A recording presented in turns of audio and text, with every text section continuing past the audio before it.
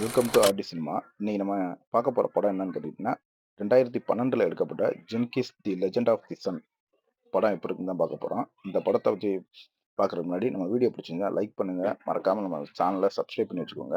இப்ப இந்த படத்தோட கதைய பார்த்துடலாம்.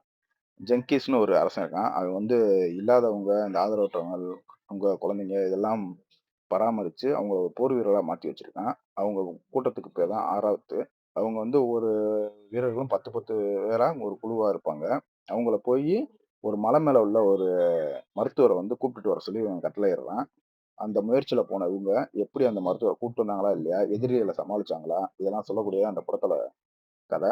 இந்த படத்துல தமிழ் டப்பிங் ரொம்ப அருமையாவே பண்ணி குடுத்துருந்தாங்க.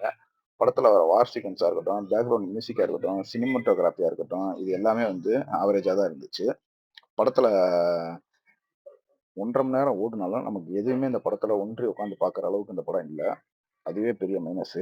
மொத்தத்துல இந்த படம் எப்படி இருக்குன்னு கேட்டீங்கன்னா, இது ஒரு பிலோ ஆவரேஜான படம் தான். இப்போ இந்த படம் உங்களுக்கு ஆன்லைன்ல தமிழ் டப்பிங்லயே அவைலபிள்ல இருக்கு. ட்ரை பண்ணா ட்ரை பண்ணி பாருங்க. இன்னொரு வீடியோல சந்திப்போம் ஃபிரெண்ட்ஸ். Thank you.